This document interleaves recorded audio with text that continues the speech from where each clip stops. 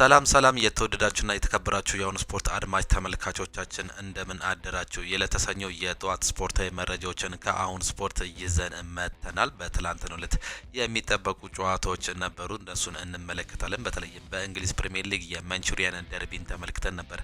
አመሻሽ 12 ሰዓት ተኩል ላይ በጀመረ ጨዋታ እጅግ በጣም አሰልቺ በነበረው ጨዋታ እነዚህ ሁለቱ ሀያል ክለቦች በትላንትናው ዕለት 0-0 ማጠናቀቅ ችለዋል።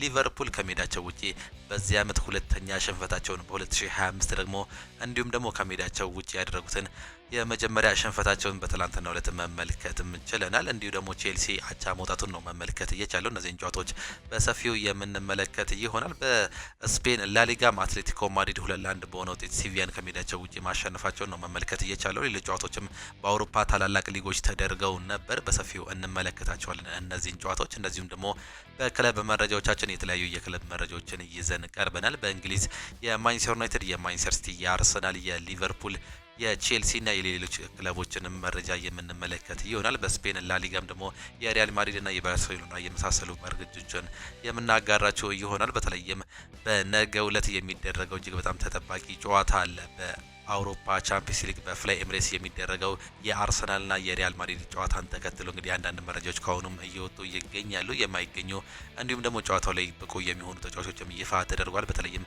በሪያል ማድሪድ በኩል ወደ እንግሊዝ የሚበሩ ተጫዋቾች ይፋ መደረጋቸውን ተከትሎ እንግዲህ በርካታ መረጃዎችም እየወጡ ይገኛሉ። ከሱ ጋር የተያዘ መረጃዎችን የምናቀርብላችሁ ነው የሚሆነው። ከእናንተ የሚጠበቀው ሰብስክራይብ በማድረግ የቤተሰባችን አባል እንዲሆኑ ነው የምንጋብዛችሁ። ላይክ በማድረግ ደግሞ እንድታበረታቱ እንጠይቃችኋለን። ሁሌም አዳዲስና ትኩስ ስፖርታዊ መረጃዎችን ለማግኘት አሁን ስፖርት ምርጫችሁ ይሁን እንላለን። እኛ ቀጥታ ወደ ፕሮግራሞቻችን አለፍን። ቅድሚያም ትላንትና በተደረጉ ጨዋታዎች እንጀምር።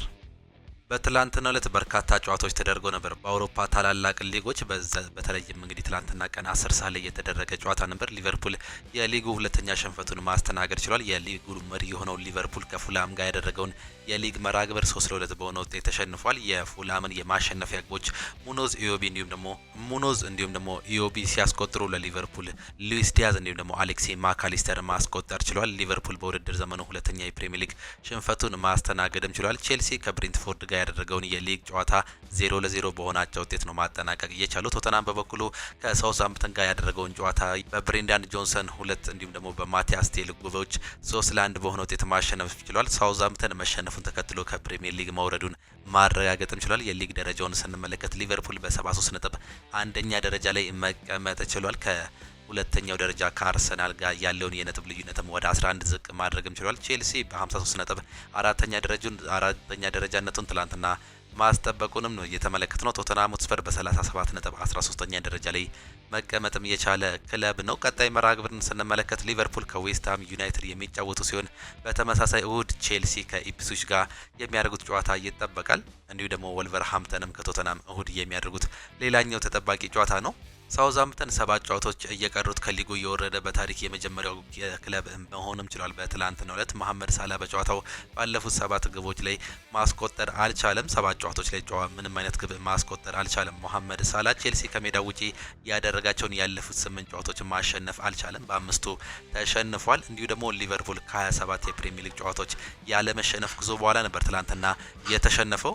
ሊቨርፑል ከ2020 በኋላ ለመጀመሪያ ጊዜ ከእረፍት በፊት 3 ግቦች ተቆጥሮበታል። በታሪኩ ደግሞ 3 ግቦች ተቆጥሮበት የተሸነፈበትም ውጤት ነው በትላንትናው ዕለት ማስመዝገብ እየቻለው። ሌላኛው ምሽት 12 ሰዓት ተኩል ላይ የጀመረው ጨዋታ ነበር። በዚህም ጨዋታ የማንቹሪያን ደርቢ በአቻ ውጤት መጠናቀቅም ችሏል። በእንግሊዝ ፕሪሚየር ሊግ ተጠባቂ መርሃ ግብር ማንቸስተር ዩናይትድ ከማንቸስተር ሲቲ ጋር ያደረጉትን የኦልድ ትራፎርድ ጨዋታ 0-0 በሆነ አቻ ውጤት ማጠናቀቅ ችሏል። ማንቸስተር ዩናይትድ ከማንቸስተር ሲቲ ጋር በዚህ ዓመት ካደረጋቸው የደርሶ መልስ የሊግ መርሃ ግብሮች 4 ነጥብም መውሰድ ችሏል። የመጀመሪያው ጨዋታ በኢታድ ሲያሸንፍ ትላንትና ደግሞ አቻ ማጠናቀቅ ችሏል። በጨዋታው ብሩኖ ፈርናንዴዝ የጨዋታው ኮከብ በመባል መመረጥም የቻለ ተጫዋች ነው። የሊግ ደረጃቸው ምን ይመስላል የሚለውን ስንመለከት ማንቸስተር ሲቲ በ52 ነጥብ 5ኛ ደረጃ ላይ የተቀመጠ ሲሆን ማንቸስተር ዩናይትድ በ38 ነጥብ 13ኛ ደረጃነትን መረከብም ችሏል። ቀጣይ መርሃ ግብራቸውን ስንመለከት ማንቸስተር ሲቲ ከክሪስታል ፓላስ ሲጫወቱ እሁድ ኒውካስል ዩናይትድ ከማንቸስተር ዩናይትድ ሌላኛውን ከባዱን ጨዋታ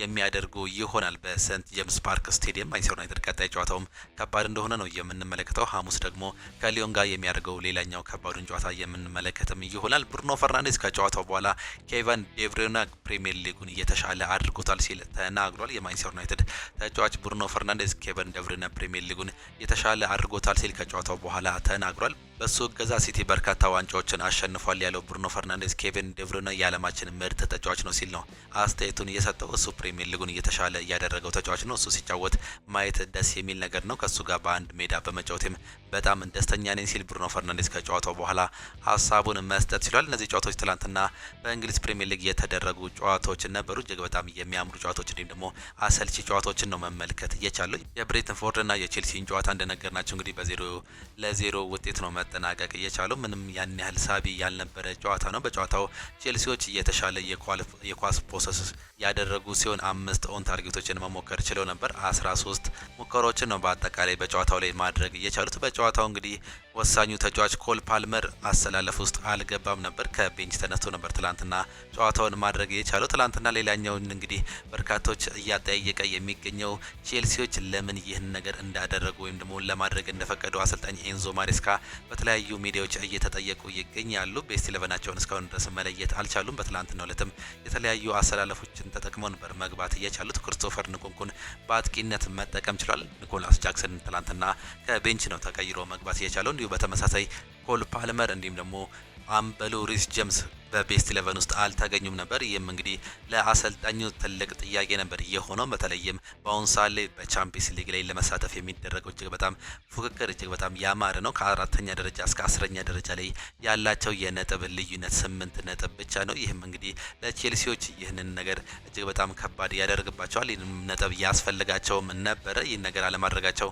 4ኛ ደረጃነትን አጠናክሮ ለመያዝ ወይም ደግሞ በዛው ደረጃ ላይ ለመቆየት የሚያደርጋቸውን ጥረት እንዴት በዚህ ጨዋታ ላይ አልተጠቀሙበትም የሚለው በቼልሲ በኩል በርካታ ጊዜ እየተጠየቀ የሚገኝ ጨዋታ ነው። ሊቨርፑልም ትላንትና መሸነፉ በበርካቶች እንግዲህ እንግርት ሆኗል። በተለይም ፉላም ያለፉትን 2 ተከታታይ ጨዋታዎችን መሸነፍ ችሎ ነበር። ትላንትና ግን እጅግ በጣም የሚገርም ፈርስት ሃፍን ነው ማስተናገድ እየቻሉት። በ14ኛው ደቂቃ ላይ አሌክሲ ማካሊስተር እጅግ በጣም የሚያምር ጎል ማስቆጠር ቢችልም በተከታታይ 3 ጎሎች በማስቆጠር በ23ኛው በ32ኛው እንዲሁም ደግሞ በ37ኛው ሴሲኒዮን አሌክሲዮ እንዲሁም ደግሞ ሮድሪጎ ሙኑዝ ባስቆጠሯቸው ጎሎች 3-1 መምራት ችለው ነበር። ከዛ በላይም የመጀመሪያው አጋማሽ ላይ ማስቆጠር ይችሉ ነበር።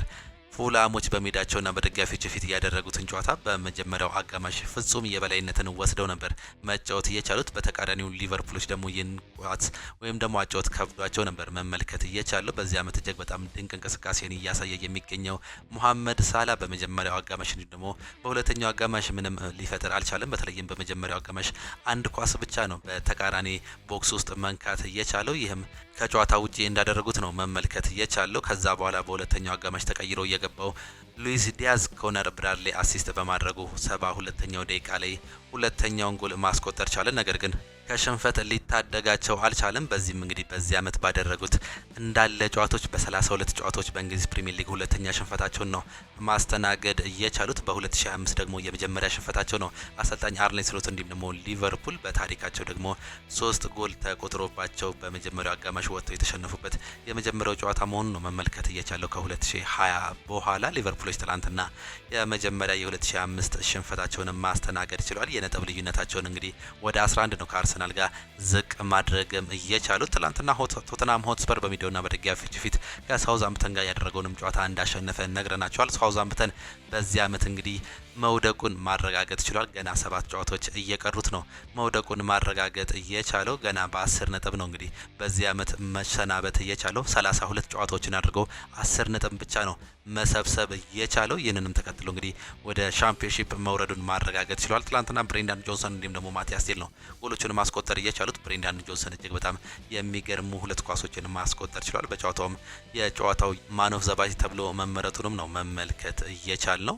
የማንቹሪያን ደርቢንን ስንመለከት ይህ ጨዋታ በሁለቱም በኩል እጅግ በጣም አሰልቺ ጨዋታ ነበር። በተለይም በማንቸስተር ዩናይትድ እንዲሁም ደግሞ በማንቸስተር ሲቲ በኩል የተደረገው ጨዋታ በሁለቱም በኩል ሁለቱም ነጥቡን አቻነቱን የፈለጉ ይመስል ነበር። ማንቸስተር ሲቲም ፕረስ አድርጎ ለመጫወት ያን ያህል ፍላጎት አልነበረውም። ነገር ግን አሰልጣኝ ፔፕ ጋርዲዮላ ከዚህ በፊት እንደተናገሩት ያለፉትን 9 ጨዋታዎች የሞት ሽረት ትግል የዋንጫ ያክል ጨዋታዎችን እንመለከታቸዋለን ብለው ነበር። አሁን 7 ጨዋታዎች እየቀሯቸዋል። ትላንትና የሚያደረጉት ጨዋታ ላይ ምንም ማሸነፍ ፍላጎት አይታየባቸውም ነበር። 60% ቦል ፖሰስ ማድረግ ቢችሉም ያን ያህል አመርቂ ሙከራዎችን በማንቸስተር ሲቲ በኩል እንዲሁም ደግሞ በማንቸስተር ዩናይትድ በኩል መመልከት አልቻለም። 8 ሙከራዎችን እያደረጉ ሲሆን 5ቱ ኦን ታርጌት ወይም ደግሞ ኢላማቸውን እየጠበቁ ነበሩ በማንቸስተር ሲቲ በኩል። ነገር ግን ያን ያህል አመርቂ ሙከራዎች አልነበሩም። እነዚህ 5ቱ ሙከራዎች አንድ የተሻለ ሙከራን እንኳን መመልከት አልቻለም። ማንቸስተር ዩናይትዶች 7 ሙከራውን ያደረጉ ሲሆን 2ቱ ኦን ታርጌት ወይም ደግሞ ኢላማቸውን መጠበቅ ችሏል። ነገር ግን በርካታ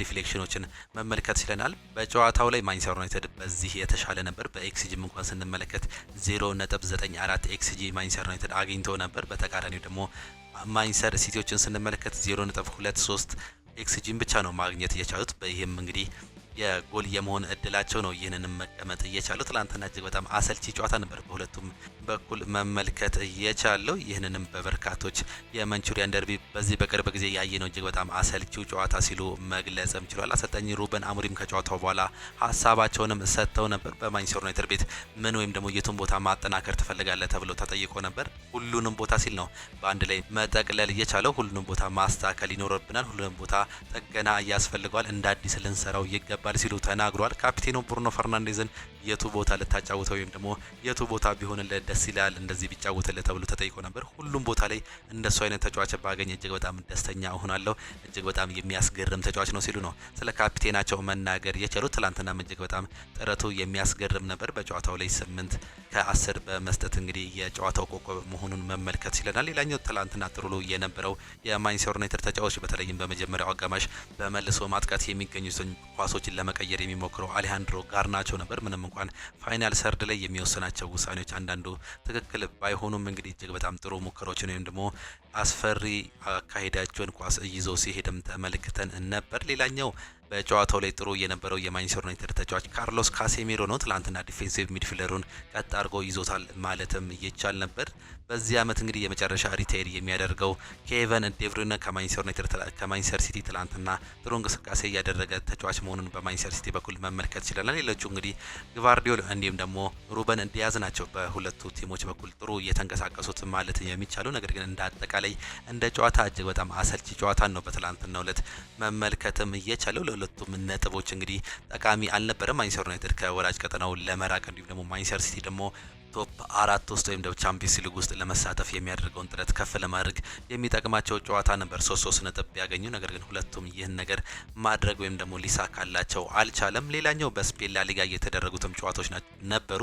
ላስ ፓልማስ ከሪያል ሶሲዳድ ጋር ያደረጉትን ጨዋታ ሪያል ሶሲዳድ ከሜዳቸው ውጪ 3-1 በሆነ ውጤት ማሸነፍ ችሏል። ሌላኛው ተጠባቂው ጨዋታ ሲቪያ ከአትሌቲኮ ዲ ማድሪድ ጋር ያደረጉት ጨዋታ ነበር። አትሌቲኮ ዲ ማድሪድ ከሜዳቸው ውጪ 2-1 በሆነ ውጤት ማሸነፍ ችሏል። አጉሜ በ7ኛው ደቂቃ ላይ ለሲቪያ ጎል ቢያስቆጥርም በ25ኛው ደቂቃ ላይ ጁሊያን አልቫሬስ አቻ ማድረግ ቻለ። ከዛ በኋላ ፓብሎ ባሪዮስ በ90+3 ላይ ባለቀ ሰዓት ላይ በማስቆጠር ዋናዋን ደግሞ አስፈላጊውን 3 ነጥብ ለአትሌቲኮ ዲ ማድሪድ ማሳካት ችሏል። ምንም እንኳን ሲቪዎች ብዙ ሙከራዎችን ቢያደርጉም እንግዲህ ሊሳካላቸው አልቻለም። በትላንትናው ዕለት ሪያል ቫላዶሊድ ከሄታፌ ጋር ያደረጉትንም ጨዋታ ሄታፌ ከሜዳቸው ውጪ 4-0 በሆነ ውጤት ማሸነፍ ችሏል። በጣሊያን ሴሪም የተደረጉ ጨዋታዎች ነበሩ። ሊቼ ከቬንዚያ ጋር ያደረጉትን ጨዋታ አንዳቻ ያጠናቀቁ ሲሆን ኢምፖሊ ከካግሊያሪ 0-0፣ ቶሪኒዮ ከሄላስ ቬሮና እንዲሁ በተመሳሳይ አንዳቻ ማጠናቀቅ ችሏል። አታላንታ ከላዚዮ በተደረገ ጨዋታ ላዚዮ ከሜዳቸው ውጪ አታላንታን 1-0 ያሸነፉበትንም ውጤት ነው መመልከት እየቻለው። በጀርመን ቡንደስሊጋ 2 ጨዋታዎች እየተደረጉ ሲሆኑ ሴንት ፖሊ ከቦሩሲያ ሞንቼግላድባ ጋር ያደረጉትን ጨዋታ አንዳቻ ማጠናቀቅ ችሏል። ዩኒየን በርሊን ከወልስበርግም ያደረጉት ጨዋታ ሌላኛው ተጠባቂ ጨዋታ ነበር። በፈረንሳይ ሊጓን በርካታ ጨዋታዎች የተደረጉ ሲሆን ሌንስ ሴንቲቴንን 1-0 አሸንፉታል። ሞንትፔለር በሜዳው በሌ ሃርቭ 2-0 የተሸነፈ ሲሆን ስቴድ ሬምስ በስትራስቡርግ 1-0 በተመሳሳይ በሜዳው ተሸንፏል። ስቴድ ሬንስ ደግሞ በአግዠር 1-0 በተመሳሳይ የተሸነፈበትን ውጤት ነው በትላንትናው ዕለት መመልከት እየቻል ነው። ወደ ሌሎች መረጃዎቻችን ስናልፍ ደግሞ ቪክተር ዮከረስ ወኪል በአርሰናልና በሪያል ማድሪድ መካከል በሚደረገው የሻምፒየንስ ሊግ ጨዋታ ላይ ይገኛል ተብሎ ይጠበቃል። ይህም ዮከረስ ወደ አርሰናል ሊቀላቀል እንደሆነ ትልቅ ፍንጭ የሚሰጥ ነው ሲል ትላንትና ትራንስፈር ማርኬት ይዞት መውጣት ችሏል። ሌላኛው መረጃ ከአርሰናል ጋር የምንመለከተው አርሰናል የብላክበርኑን እንግሊዛዊ ወጣት አጥቂ ሃርቪ ሂንገስን ለማስፈረም ተዘጋጅቷል። መድፈኞቹ አይናቸውን በ16 ዓመቱ ተጫዋች ላይ ሲያደርጉ ሲሆን በሚቀጥሉት ጥቂት ሳምንታት ውስጥ እሱን እንደሚከታተሉ ነው እየተገለጸ የሚገኘው። ካርሎ አንቸሎቲ ከቫሌንሲያ ጨዋታ ጋር ይዘውት የገቡትን አይነት ያጫወት ስልት በኤሚሬትሱ ላይ እንደማይገጥሙ ተናግሯል። አሰልጣኙ ይህንንም የተናገሩት አርሰናል ከቫሌንሲያ የበለጠ በጣም የሚያጠቃ ቡድን ስለሆነ አጫወቴን ቀይሬ ነው የምገባው፣ ቀጣይ ጨዋታችን ከባድ እንደመሆኑ መጠን አጫወታችንም ይቀየራል ሲሉ አሰልጣኝ ካርሎ አንቸሎቲ መናገር ችሏል። አሰልጣኝ ዴቪድ ሞይስ ከቅዳሜው ጨዋታ በኋላ ስለ ፔናልቲ ተጠይቀው ነበር። ሲመልሱም ፔናልቲ የተሰጠን በእድልም ይሁን በሌላ ነገር ፔናልቲው ተሰጥቶናል በማለት ተናግረዋል። ይህ ነገር ምንም ነገር ሊሆን አይችልም፣ ካሁን በኋላ አልፏል፣ ይህ ነገር አስቆጥረን 1 ነጥባችንን አግኝተናል ሲሉ ነው ዴቪድ ሞይስ እየተናገሩት። ማንቸስተር ዩናይትድ ትልቅ ተጫዋች እያስፈርማልም ተብሏል። ማንቸስተር ዩናይትድ በሚቀጥለው ክረምት የተጫዋቾች የዝውውር መስኮት ትልቅ ተጫዋቾች እንደሚያስፈርም አሰልጣኝ ሩበን አሞሪም ገልጿል። በሚቀጥሉት ክረምት ትልቅ ተጫዋቾችን ማስፈረም አለብን ሲሉ አሰልጣኙ በሰጡት አስተያየት ነው ያረጋገጡት። ይህን ስል ግን ከሪያል ማድሪድ እናስፈርማለን ወይም ደግሞ ውድ ተጫዋች እንመለከታለን ማለቴ አይደለም ሲሉ አሰልጣኝ ሩበን አሞሪም ጨምሮም ተናግሯል። የአርሰናልና የሪያል ማድሪድን ጨዋታ ማን ይመራዋል? የፊታችን ማክሰኞ ወይም ነገ በአርሰናልና በሪያል ማድሪድ መካከል የሚደረገውን የሻምፒየንስ ሊግ የሩብ ፍጻሜ ጨዋታ የሚመሩት ዳኛ ታውቋል። ኤሚሬትስ ስቴዲየም ላይ የሚደረገው ተጠባቂ ጨዋታ ቦስኒያው ዳኛ ኢንፋን ፔሊቶ በመሀል ዳኝነት እንደሚመሩት ተገልጿል። ዋና ዳኛ ከዚህ በፊት አንድ ጊዜ ሪያል ማድሪድን ጨዋታ ሲመሩ ጨዋታውን ሎስ ብላንኮቹ በአሸናፊነት ማጠናቀቅ ችሏል። ዋና ዳኛው ከዚህ በፊት ትላልቅ ጨዋታ የመምራት ልምድ እንደሌላቸው ነው እየተጠቆመው። ነገር ግን የአርሰናልና የሪያል ማድሪድ ጨዋታ በእንግሊዝ የሚደረገውን የምሽት 4 ሰዓቱን ጨዋታ እንደሚመሩት በትላንትናው ዕለት ዩኤፋው ይፋ አድርጓል። ሪያል ማድሪድ ስብስቡን ይፋ አድርጓል። ሪያል ማድሪድ ማክሰኞ ከአርሰናል ጋር በሚያደርጉት የሻምፒየንስ ሊግ ጨዋታ የሚጠቀሙበትን ስብስብ ይፋ አድርጓል። በጉዳት ላይ የነበረው የቡድኑ ቁጥር 1 ግብ ጠባቂ ቲቦት ኮርታ ወደ ስብስብ ተመልሷል። ዳኒ ሴባዮስ፣ ፌርላንድ ሜንዲ እንዲሁም ደግሞ አንድሬ ሉኒን በጉዳት ምክንያት ከጨዋታው ውጪ ሆኗል። ኦሪያል ቹዋሚኒ በቅጣት ምክንያት በቡድኑ ስብስብ ውስጥ ያልተካተተ ሌላኛው ተጫዋች ነው። በስብስብ ውስጥ እነማን ተካተቱ የሚለውን ስንመለከት በበረኝነት ቦታ ላይ ቲቦት ኮርቷ እንዲሁም ደግሞ ፌራን ጎንዛሌዝ ተካተዋል። በተከላካይ ቦታ ላይ ዴቪድ አላባ፣ ሉካስ ቫስከስ፣ ቫሌጆ፣ ፌራን ጋርሲያ፣ አንቶኒ ሮዲገር፣ አሴንሲዮ፣ ጃኮብ እንዲሁም ደግሞ ሎሬንዞ የተካተቱ ተጫዋቾች ናቸው። በመሀል አማካኝነት ጁድ ቤሊንጋም፣ ካማቪንጋ፣ ቫልቬርዲ፣ ሉካ ሞድሪች፣ አርዳ ጉለር እንዲሁም ደግሞ ቼማ ተካቷል። በአጥቂ ቦታ ላይ ደግሞ ቪኒሲየስ ጁኒየር፣ ምባፔ፣ ሮድሪጎ፣ ኤንሪክ፣ ቢራሂም እንዲሁም ደግሞ ጎንዛሎ የተካተቱ የሪያል ማድሪድ ተጫዋች መሆናቸውን በትላንትናው ዕለት በይፋ ሪያል ማድሪድ አሳውቋል። በአርሰናል ጨዋታ ላይ ፌራን ጋርሲያ በግራ መስመር ተከላካይነት የሚጀምር ሲሆን ፌሪ ቫልቬርዴ የቀኝ መስመር ተከላካይነት ይሆናል። ካማቪንጋ በበኩሉ ኦሪየል ቹዋሚኒን ተክቶ በመሀል ተከላካይነት በዲፌንሲቭ ሚድፊልደርነት ይሰለፋል ሲል ዲዮሪ አስ በትላንትናው ዕለት አስነብቧል። ለሪያል ማድሪድ ቅርብ እንደሆነ የሚነገርለት ኤል ኮንፊደንሻል እንዳወጣው ዘገባ ከሆነ ቼልሲዎች በአሁኑ ሰዓት ላይ የሪያል ማድሪዱን የረጅም ጊዜ እቅድ አካል የሆነውን ወጣቱን ብራዚላዊ ኮከብ ኤንድሪክ ፊሊፒን ለማስፈረም 70 ሚሊዮን ፓውንድ አቅርበዋል ሲል በሪፖርቱ አስነብቧል። ቼልሲ በዚህ ሰዓት ወጣቱ ላይ ፍላጎት ያሳደረበት ሲሆን ቡድኑ መልሶ ለመገንባት እንዲሁም በአጥቂ ክፍላቸው ላይ ተጨማሪ ኃይል ለማቀናጀት በመፈለጋቸው ነው። በዚህም ገና አስራዎቹ እድሜ ላይ የሚገኘው ኤንድሪክ በጥሬ ችሎታው እንዲሁም ደግሞ በአቅሙ የእግር ኳስ አድናቂው ከልብ ስቧል። ምንም እንኳን እድሜው ገና ቢሆንም በዓለም እግር ኳስ ውስጥ ከሚገኙ ታላላቅ እንዲሁም ደግሞ እጅግ በጣም አስገራሚ ተጫዋቾች አንዱ ለመሆን የሚያስፈልገው መስፈርት ሁሉ እንዳለው ብዙዎች ያምናሉ። ሆኖም ይህ መረጃ ፕሬዚዳንት ፍሎሬንቲኖ ፔሬዝ ውሳኔ እንዲሰጡበትም ያደርጋል። ምንም እንኳን ሪያል ማድሪድ ተጫዋቹን የመሸጥ እቅድ ባይኖረውም ቼልሲዎች ለተጫዋቹ ያቀረቡለት ስጦታ መጋረጃ በስተጀርባ ቼልሲዎች ይህንን ነገር የሚያደርጉ ከሆነ ሪያል ማድሪድ እንዲሁም ደግሞ ሎስ ብላንኮቹ በፍሎሬንቲኖ ፔሬዝ እየተመሩ በደህና ገንዘብ የመሸጥም እድል እንዳላቸው በትላንትናው ዕለት አንዳንድ መረጃዎች ይዞት መውጣት ችሏል። ሴንት ፖሊ ስቴዲየሙን ለደጋፊዎች ሸጧል። የጀርመኑ ቡንደስሊጋው ክለብ ሴንት ፖሊ የገንዘብ ችግር ለመቅረፍ የክለቡን መጫወቻ ስቴዲየም ለደጋፊዎች መሸጡ ነው የተገለጸው። ክለቡ ስቴዲየሙን 27 ሚሊዮን ዩሮ መሸጡ ሲገለጽ በግዢው 21 ሺህ የክለቡ ደጋፊዎች የአክሲዮን ድርሻ መግዛታቸው የተገለጸ ነው። በትላንትናው ዕለት ክለቡ በቀጣይ ስቴዲየሞችን ከደጋፊዎች እየተከራየ ጨዋታውን እንደሚያደርግ ተገልጿል። ሴንት ፖሊ በውድድር ዘመኑ 25 ነጥቦችን በመሰብሰብ ከወራጅ ቀጠናው በ3 ነጥብ ርቆም ይገኛል። ሴንት ፖሊ በውድድር ዘመኑ 25 ነጥቦችን በመሰብሰብ በታች ያለ ሲሆን በአሁኑ ሰዓት ላይ የመውረድ ጋሬጣም ተጥሎበታል። አሰልጣኝ አንጌ ፖስቴኮግሉ ሐውልት ሊቆምላቸው ይገባል ብሏል። የቀድሞ ተጫዋች የቀድሞ የሰሜን ለንደን ክለብ ቶተናም ተጫዋች የሆነው እንዲሁም ደግሞ አሰልጣኝ የሆነው ቲም ሽሩድ ቶተናም ዩሮፓ ሊጉን ማሸነፍ እንደሚችል ገልጿል። ቶተናም ዩሮፓ ሊጉን ማሸነፍ እንደሚችል አምናለሁ ያሉት አሰልጣኝ ቲም ሽሩድ አሸንፈው ወደ ቻምፒየንስ ሊግ መመለስም እየቻላሉ ሲል ነው የተናገሩት። ይህን የሚሆን ከሆነ ከቶተናም ስቴዲየም ውጪ ለአሰልጣኝ አንጌ ፖስቴኮግሉ ሐውልት ሊቆምላቸው ይገባል ሲሉ ነው አሰልጣኙ የተናገሩት። የተወደዳችሁና የተከበራችሁ የአሁኑ ስፖርት አድማጭ ተመልካቾቻችን ለዛሬ የነበረን ስፖርታዊ መረጃዎቻችን ይህንን ይመስሉ ነበር። ፕሮግራሞቻችን እንዲታያቸው ሀሳብ አስተያየታችሁን ኮሜንት ቦክስ ላይ ልታጋሩ እንችላላችሁ። የዛሬ ፕሮግራሞቻችን ይህንን ይመስሉ ነበር። ሀሳቦቻችሁን ስጡን። እኛ የዛሬ ፕሮግራሞቻችንን በዚህ ጨረሰን። ቻው ቻው። መልካም ጊዜ፣ መልካሙ ሊሆንላችሁ።